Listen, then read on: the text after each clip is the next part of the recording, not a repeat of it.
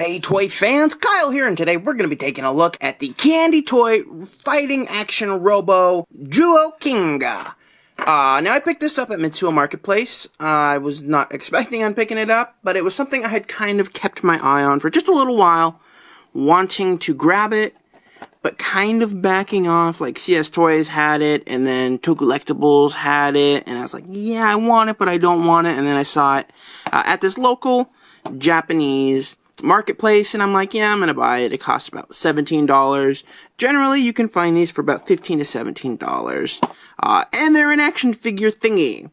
So, what this is essentially is if you don't want to spend like the $50-something on the mini plot version, which is the model kit that fully transforms into the cube, and then you get the posable Zyuohger. This is your second alternative if you're not a fan of the look of the DX toy.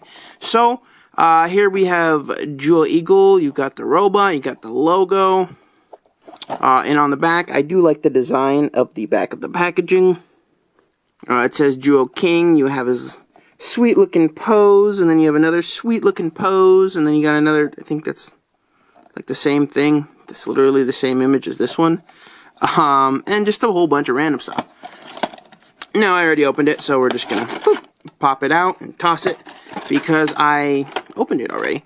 And then you flip it out, toss that, and there we go. So he does come with a sword, and I do have to say, I do like his sword. It's actually a better looking sword than the DX toy, so if you want to, he can go ahead and just hold it. Just like that, it pops into his hand, and it's really big, given the proportions. Very, very big, especially when compared to the DX toy, which is like, the sword is nothing. And that's cool.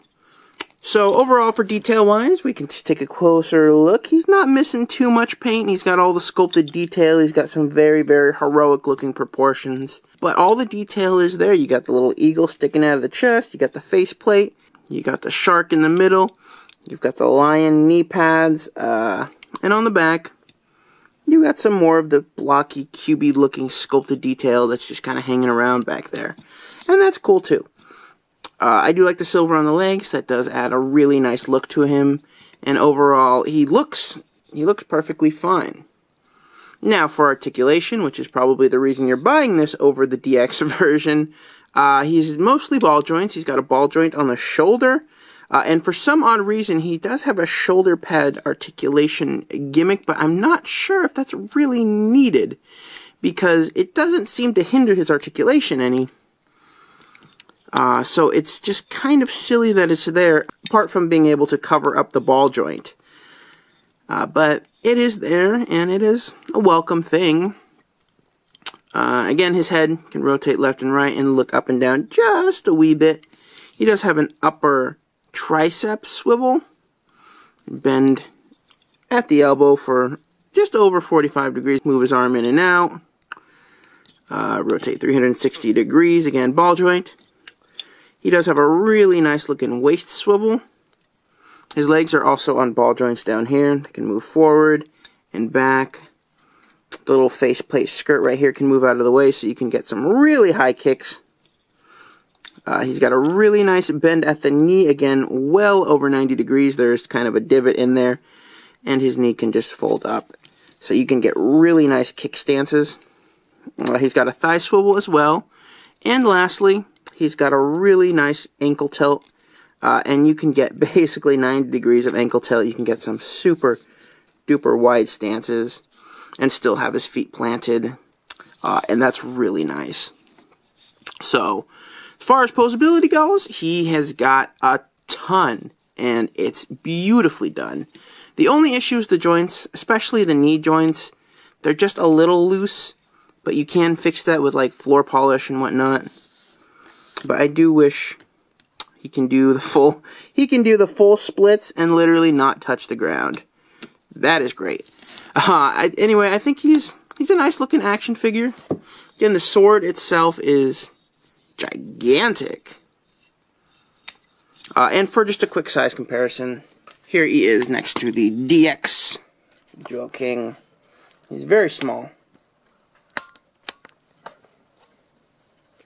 He is very, very small. He doesn't even stand up to the mouth of the shark sword. What I think seems like it was a better fit. I feel like this sword belongs... I don't know if it'll work. It would have been great, but I feel like this sword just belongs with the DX one. And this little rinky-dink sword belongs here. I wish that was a thing. That needs to be a thing. Comparing the Candy Toy with the DX toy, we can see the detail is there, but the Candy Toy sword is just, oh my god, it's so much bigger. They got the silver paint going. It just kills the DX one, and that's just hilarious.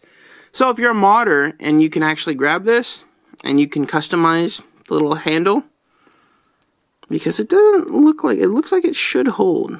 It doesn't quite. But if you can mod it, definitely pick that up just for the sword, because the sword itself just looks so much nicer. I wonder if it'll stick in the top. You can stick it in the top. Anyway, that does it for this review, guys. Thank you so much for watching. I hope you enjoyed it. Be sure to follow me for more reviews, because I got a ton in the works. Thank you so much for watching, and I'll see you all in the next video.